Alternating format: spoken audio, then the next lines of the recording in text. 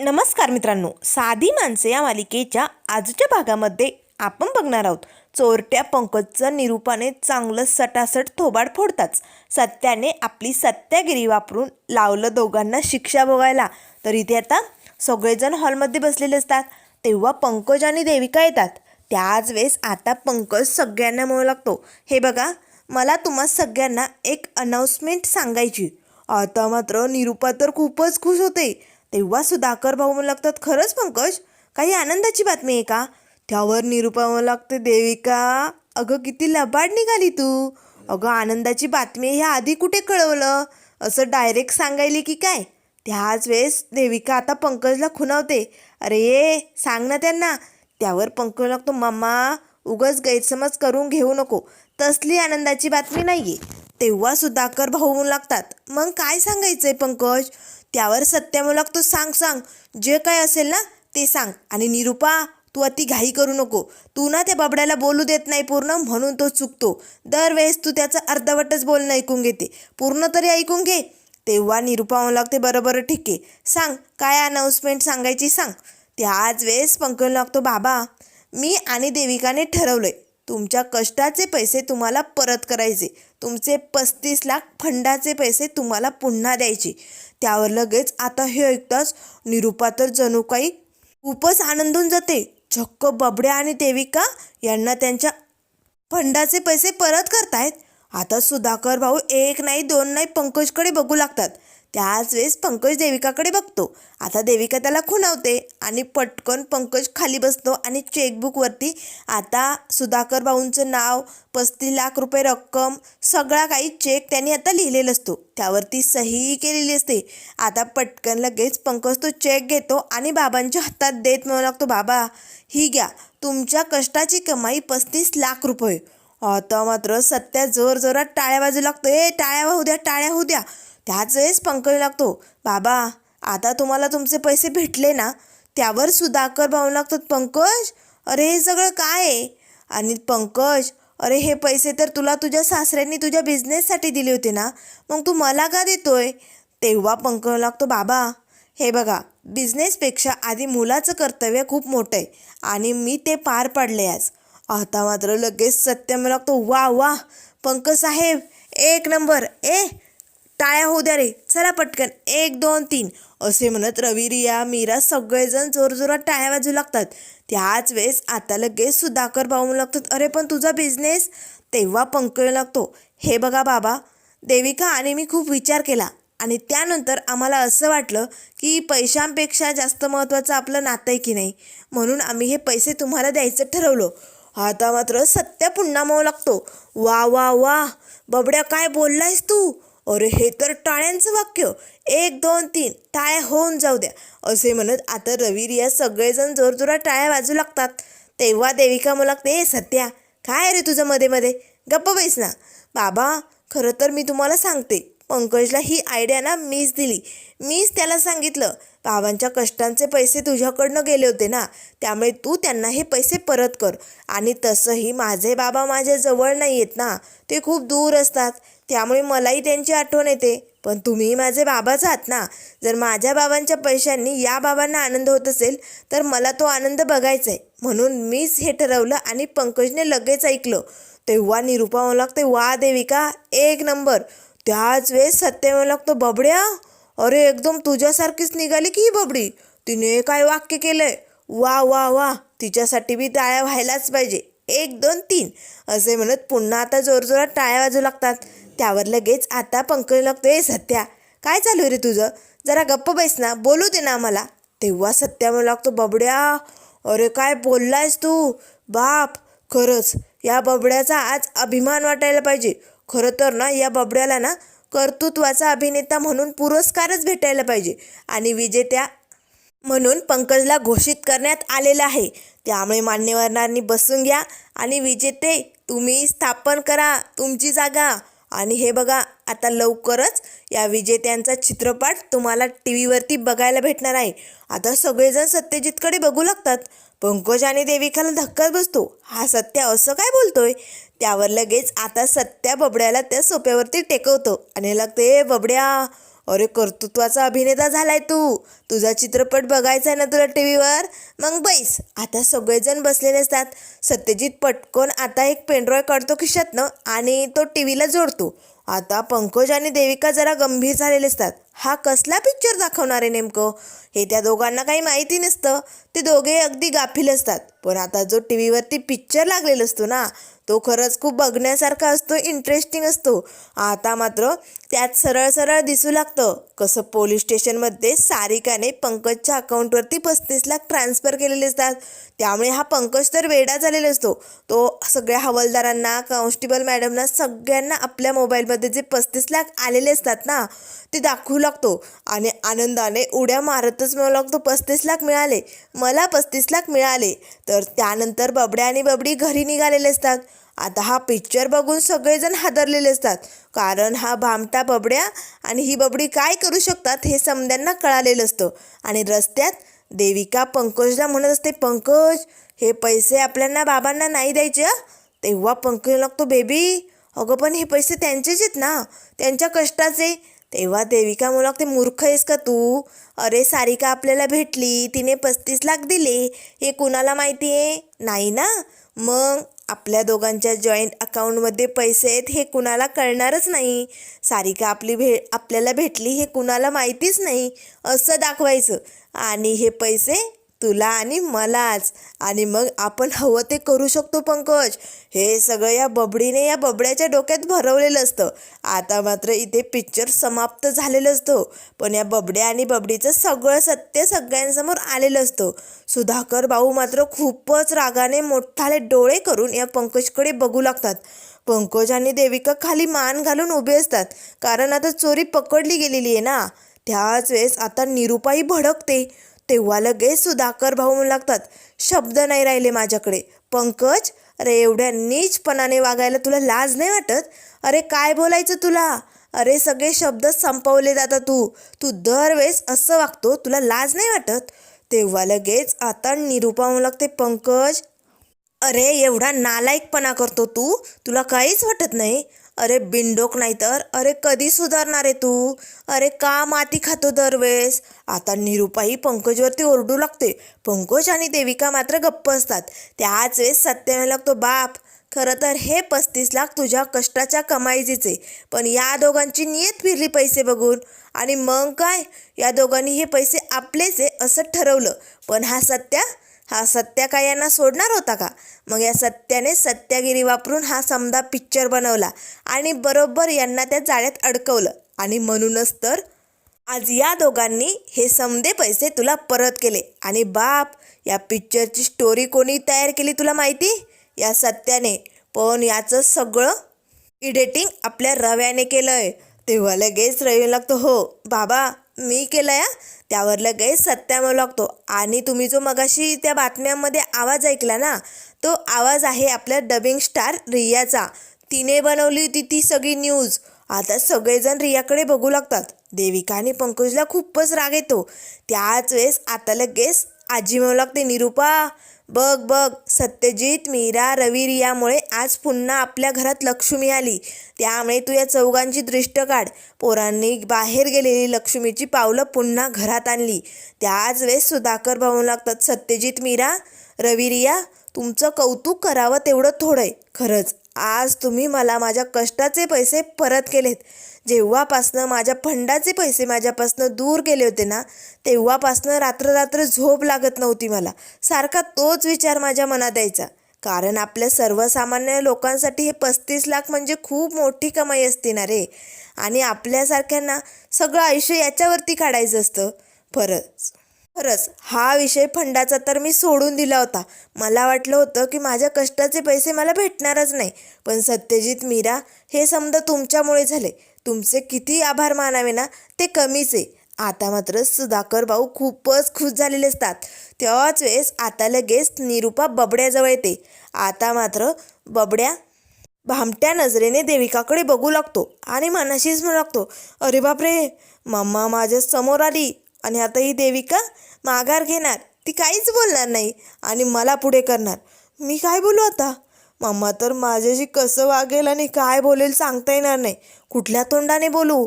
त्याच वेळेस देविका खुसूरपुसूर करून आता पंकजला खुणावू लागते. पंकज, अरे बोल ना काहीतरी. तेव्हा लगेच आता पंकज लागतो मम्मा.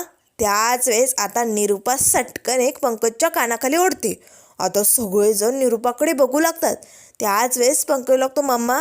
तेव्हा निरुपा दुसऱ्या बाजूने कानाखाली ओढते. अशा एकामाग एक सटासट 4-5 कानाखाली ओढलेले असतात. आता मात्र निरुपा जोरजोरात हाताने आता पंकजच्या पाठीत चापटी मारू लागते. तेव्हा पंकज लागतो मम्मा. मम्मा मारू नको गं, अगं खूप लागतंय मम्मा, मारू नको. तेव्हा निरुपा मग लागते, अरे नालायका, अरे दरवेळेस मी तुझ्या चुका पाठीशी घालत जाते आणि दरवेळेस तू माझ्याच पाठीत खंजीर खूप असतो. तुला लाज नाही वाटली? यांच्या कष्टाचे पैसे लुटायला निघाला होता. अरे कधी सुधारणार आहे तू? अरे कधी थांबवणारे हा नालायकपणा? बोल ना. तेव्हा पंकज लागतो मम्मा माझं ऐकून तरी घे. तेव्हा निरुपा म्हणू लागते, काय ऐकू तुझं? अरे ऐकण्यासारखं काही ठुतोस का तू? काय ऐकू? असे म्हणत निरुपा जोरजोरात मारू लागते. त्याच वेळेस आता सुधाकर म्हणू लागतात, निरुपा शांत हो, शांत हो. तेव्हा लगेच आता देविका म्हणू लागते, आई प्लीज शांत व्हा आणि पंकजला काय म्हणायचे ते तरी ऐकून घ्या. तेव्हा निरुपा म्हणू लागते, देविका तू तर एक शब्दही बोलू नको, गप्पा बैस. हे बघ, मी तुला आधीच सांगितलं होतं देविका, यावेळेस पंकज हारता कामा नये. पण हे समजत तू त्याला करायला भाग पाडलं. अगं तू त्याची साथीदार आहेस. तुला हे समज करताना काहीच वाटलं नाही? बिनडोक देविका, मला फसवतेस मला? तेव्हा लगेच आता देविका मनाशीच म्हणू लागते, मी तरी काय करणार आहे, तुमचं पोरगंच तसं आहे. तेव्हा निरुपा म्हणू लागते, तुझी तरी काय चूक म्हणावं, आपलंच नाणं खोटं आहे, त्यामुळे आपलेच संस्कार कुठेतरी कमी पडले. मीच याला जन्माला घालून काहीतरी चूक केली असं वाटतंय मला. तेव्हा सुधाकर भाऊ आता निरुपाजवळ येतात आणि म्हणू लागतात, निरुपा शांत हो बरं, उगाच स्वतःला दोष देऊन घेऊ नको. हे बघ शांत हो. तेव्हा निरुपा म्हणू लागते, कसं शांत हो? अहो दरवेळेस हा पोरगा असंच वागतो, काय करावं याचं ना काही कळत नाही. तेव्हा सुधाकर भाऊ लागतात, खरंच पंकज तुम्ही हे सगळं करून खूप मोठी चूक केली. त्यावर लगेच आता रिया म्हणू लागते, बाबा पण पंकज आणि देविकाला त्यांच्या चुकीची शिक्षा व्हायलाच पाहिजे. तेव्हा सत्या म्हणू लागतो, अगदी बरोबर रिया, कसं आहे ना, माणसाने चूक केली ना तर शिक्षा व्हायलाच पाहिजे. त्यावर लगेच रिया म्हणू लागते, हो सत्यदादा, तुला माहिती आहे माझी एक टीचर होती, ती सतत नेहमी म्हणायची, जर एखादा माणूस चुकला ना तर त्याला त्या चुकीची पनिशमेंट व्हायलाच पाहिजे. म्हणजे कसं आहे, पुढच्या वेळेस तो चूक करण्याआधी विचार करतो, ती शिक्षा आठवतो आणि मग तो चूक करत नाही. त्यामुळे आपल्याला या दोघांना काहीतरी शिक्षा करावीच लागेल, नाहीतर मग हे अशीच चुका करत राहतील. त्यावर सुधाकर भाऊ लागतात, नाही नाही सत्यजित, जाऊ दे मरू दे, या असल्या लोकांना काय शिक्षा करायची? अरे हे असले लोक ना हे अशी कर्माने चुका करत असतात आणि मग काय त्यांचं आयुष्यच खराब होऊन जातं. अशा लोकांना आपण काय शिक्षा करणार? जाऊ दे मरू दे, त्यांच्या कर्माने त्यांना जे करायचं आहे ते करू दे, आपला गाडा आपण असाच चालू ठेवायचा. त्यावर सत्य म्हणू लागतो, बाप असं म्हणून कसं चालेल? नाही नाही नाही, अशाने तर आपण हरलो असं वाटेल. या दोघांना शिक्षा तर द्यायलाच पाहिजे. बाप तुला आठवतंय ना, अरे जेव्हा मी लहान होतो माझ्याकडनं काही चुका व्हायच्या तेव्हा तुम्हाला उठाबशा मारायला लावायचा, आठवतंय ना? मग निदान या बबड्याला उठाबशा तरी मारायला सांग की, तेवढं तर तो करू शकतो.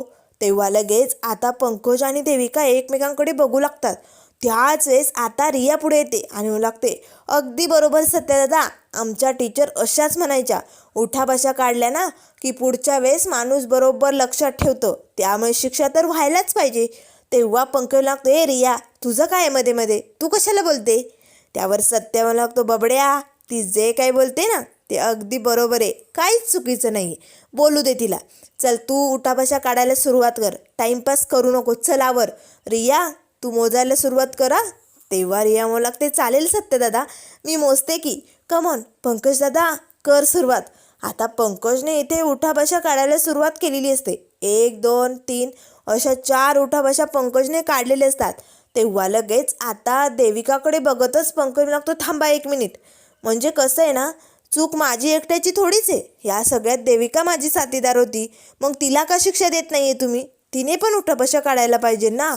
आता मात्र सगळेजण हसू लागतात, कारण पंकजने जसं देविकाला समद्यांसमोर तोंडावरतीच पाडलेलं असतं. तेव्हा देविका रागानेच पंकजकडे बघू लागते. त्याच वेळेस सत्या म्हणू लागतो, वाह बबड्या, तू एक नंबर बोललास हा, खरंच पटलं मला, तुझं अगदी बरोबर आहे. तेव्हा रिया म्हणू लागते, खरंच माझी टीचर अशीच म्हणायची, जो चूक करतो आणि ज्याने त्याला त्या चुकीमध्ये साथ दिलेली असते ना, त्याला पण शिक्षा व्हायलाच पाहिजे. तेव्हा लगेच सत्य म्हणू लागतो, रिया अगं ही तुझी टीचर लयच हुशार आहे. एकदा कधीतरी तिची आणि माझी भेट घडून दे की, शिक्षा करायला भारी येते.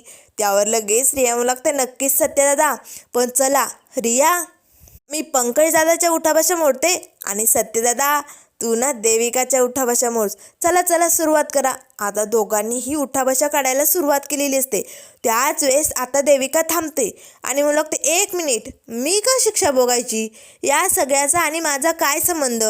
जेव्हा याची गर्लफ्रेंड ती सारिका पैसे घेऊन फरार झाली होती ना, तेव्हा तर माझं लग्न झालंही नव्हतं.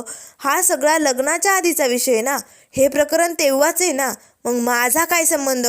तेव्हा लगेच आता सगळेजण देविकाकडे बघू लागतात. त्याच वेळेस आता सत्य हसतच म्हणू लागतं, बघ बघ बबड्या, अरे पापात बायकोसुद्धा सहभागी होत नाही, बायकोसुद्धा साथ सोडते रे, त्यामुळे पाप करण्याआधी विचार करत जा. त्यावर लगेच आता निरूपा म्हणू लागते, गप्प बाईस देविका, आणि पंकज आणि बबडे, तू दोघांनी नीट लक्षात ठेवायचा, पुन्हा मला थोबाड दाखवायचं नाही, निघायचं इकडनं. त्याच वेळेस सत्य म्हणू लागतो, बबड्या, आत्ताच्या उठाबशा थांबल्यात, पण जेव्हा जेव्हा तू बापासमोर येशील ना, तुला त्यांच्याशी जेव्हा जेव्हा बोलायचं असेल ना, तेव्हा तुला उठाबशा काढूनच बोलावं लागेल. चल निघा, व्हा इकडनं बाहेर. आता मात्र लगेच देविका आणि पंकज भामट्यापणाने चेहरा खाली करत आपल्या रूममध्ये निघून जातात. त्याच वेळेस आता निरूपाला खूपच राग आलेला असतो. तेव्हा सुधाकर भाऊ लागतात, निरूपा जाऊ दे, तू नको मनावर घेऊ आणि स्वतःला त्रास करून घेऊ नको बरं. हे बघ, माझ्या कष्टाची कमाई मला भेटली की नाही, आणि आज हे समजा माझ्या सत्यजितमुळे झालं आहे. खरं तर बापाची म्हातारपणाची काठी कसं बनायचं ना, हे आज सत्यजितने दाखवून दिलं. त्यावर आजी म्हणू लागते, हो सुद्धा, माझा सत्यजित लय भारी, एक नंबर भारी. आता सुधाकर भाऊ सत्यजित जवळ येतात आणि आता लगेच सत्यजितचा हात हातात घेत म्हणू लागतात, सत्यजित, आज तू तुझ्या या बापाची कष्टाची कमाई परत आणली रे, आणि हे एवढ्या लवकर होईल असं मला तरी वाटलं नव्हतं. मी तर हा विषयच सोडून दिला होता, पण फक्त तुझ्यामुळे हे सगळं शक्य झालंय. अरे आजकालच्या जगातले पोरं बापाच्या कमाईचे पैसे कसे लोटता येईल ना, याचा विचार करत असतात, पण माझ्या सत्यजितचं उलटं आहे. आपल्या बापाच्या म्हातारपणासाठी त्याची समजी सोय व्हावी, त्याला सुखात जगता यावं म्हणून तू एवढे समद केलं, एवढं सगळं घडून आणलं. तेव्हा सत्या मला लागतो, बाप, अरे मग काय झालं, एवढं तर सत्या आपल्या बापासाठी करूच शकतो की. त्यावर सुधाकर भाऊ लागतं, सत्यजित, खरंच तुझं कौतुक करावं तेवढं थोडं रे बाबा. तेव्हा सत्या मला लागतो, बाप, अरे आज तुझ्या चेहऱ्यावरचा हा आनंद बघून मला किती भारी वाटतंय ना, हे मी सांगू बी शकत नाही. आता सुधाकर भाऊंच्याही डोळ्यात पाणी आलेलं असतं. सगळेजण आता सत्या आणि सुधाकर भाऊंकडे बघू लागतात. त्याच वेळेस सत्या मला लागतो, बाप, अरे हा सत्य जोपर्यंत आहे ना, तोपर्यंत तुला रडायची कडायची गरज नाही आहे, तुला कशाचीच गरज पडणार नाही. हा सत्य हाय की समद करायला. त्याच वेळेस सुधाकर भाऊ लागतात, खरंच माझा सत्यजित लय भारी, आणि तो जोपर्यंत माझ्या साथीला आहे ना, तोपर्यंत मला कसलीच भीती नाही, असे म्हणत सुधाकर भाऊ सत्यजितला मिठी मारतात. त्याच वेळेस आता सगळेजण दोघांकडे एकटक बघत असतात, खूपच खुश असतात. तेव्हा सत्या लागतो, बाप, आता मस्त आयुष्य जगायचं आरामात, कसलंच टेन्शन घ्यायचं नाही, कारण तुझे 35 लाख भेटलेत ना तुला, आता खूप आनंदात जग. आणि बाप, पण आता तुला 35 लाख भेटले म्हटल्यानंतर पार्टी तर व्हायलाच पाहिजे, देशील ना पार्टी? तेव्हा रिया मला लागते, हो हो, पार्टी तर व्हायलाच पाहिजे. आता सगळेजण हसू लागतात. त्याच वेळेस सुधाकर भाऊ लागतात, होणार, पार्टी नक्कीच होईल. समदेजण खूपच आनंदून गेलेले असतात. तर इकडे पंकज आणि देविका मात्र टेन्शनमध्ये आपल्या रूममध्ये विचार करत असतात. तरी या दोघांचं विचार करणं काही थांबलेलं नसतं.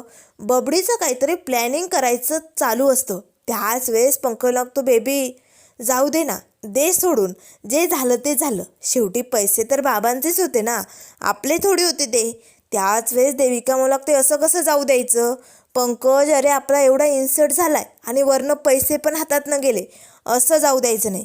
पुन्हा पैसे मिळवण्यासाठी काहीतरी मार्ग काढावाच लागेल, काहीतरी प्लॅनिंग करावंच लागेल. तेव्हा पंकज लागतो, काय प्लॅनिंग करायचे बेबी? त्याच वेळेस देविका आता पंकजच्या कानात आपल्या डोक्यात ज्या काही आयडियाज असतात ना ते सांगू लागते. तेव्हा पंकज खुश होतो आणि लागतो, बेबी हे तर हा पंकज असं करेल, आलोच मी, असे म्हणत पंकज आता किचनमध्ये जातो. देविका इकडे रूममध्ये वाट बघत असते. त्याच वेळेस किचनमधनं आता पंकज पुन्हा आतमध्ये येतो आणि मला लागतो, बघ बेबी काम तमाम करून आला हा पंकज. तेव्हा देविका म्हणू लागते, कुणाला काही संशय तर आला नाही ना? तेव्हा पंकज लागतो, नाही बेबी, अगं सगळेजण हॉलमध्ये गप्पा मारत होते, असा तोंड पाडून, चेहरा असा सुरकुट्या आल्यासारखा करून, निर्लज्जासारखा मी किचनमध्ये गेलो, पाणी पिण्याचं नाटक केलं, काम फत्ते करून पुन्हा तोंड पाडून इकडे आलो. म्हणजे कसं आहे ना, मी खूप टेन्शनमध्ये, मी खूप वाईट वागलो असं दाखवलंही आणि काम तमाम झालंही. तेव्हा देविका म्हणू लागते, हो ना, मग दाखव, गोळ्या कुठे? आता पंकज खिशात हात घालतो, पण त्यातनं रुमाल बाहेर येतो. अरे बापरे, गोळ्या कुठे राहिल्या? बहुतेक इकडच्या खिशात असेल. आता त्या गोळ्यांची डब्बी पंकजने बाहेर काढलेली असते. तेव्हा देविका म्हणू लागते, वा पंकज, एक नंबर भारी काम केले. तेव्हा पंकज लागतो, बेबी अशा चोरटेपणाचे, असे खोटारडे प्लॅनिंग जर करायचे असतील ना, माझं डोकं खूप शातीरपणे चालतं आणि ते काम मी अगदी भारीच करतो. तेव्हाच वेळेस देविका मनाशीच म्हणू लागते, दुसरं जमणार तरी काय आहे तुला? तेव्हा पंकज लागतो, बेबी प्लॅनिंगला सुरुवात करायची ना? आता लगेच देविका मला लागते, चालेल करूया की. तर आता त्यानंतर मित्रांनो पुढील भागामध्ये आपल्याला बघायला मिळेल. आता देविका बाहेर येते. आता सगळ्यांना आवाज देऊ लागते, बाबा आई लवकरात लवकर या. सगळेजण धावत येतात, काय झालं असं विचारू लागतात. तेव्हा लगेच देविका म्हणू लागते, आई अहो पंकज ना झोपेची गोळी घेतोय. त्याच सत्याला लागतो, यासाठी बोलवलंय? अगं घेऊ दे की, एवढी समधी कांड केली ना त्याच्यामुळे झोप लागत नसेल त्याला, घेऊ दे गोळी, जेवढी घ्यायची ना तेवढी घेऊ दे. त्यावर लगेच देविका म्हणू लागते, थांबा पंकज, एक गोळी नाही घेते, तू पूर्ण गोळ्यांची डबी घ्यायला तयार झालाय. त्याला जगायचंच नाही, तो म्हणतोय मी हारलोय, माझं आयुष्य संपवायचंय मला. आता मात्र सुधाकर भाऊ निरूपा घाबरतात, पण हा पंकज आणि देविकाचा डाव आहे हे सत्याबरोबर ओळखणार आणि या बबड्याला कशा गोळ्या खाऊ घालणार हे आपण लवकरच बघूया. त्यामुळे मित्रांनो अशाच मालिकेंच्या अपडेट पाहण्यासाठी चॅनलला लाईक करा, सबस्क्राईब करा. व्हिडिओ पाहिल्याबद्दल धन्यवाद.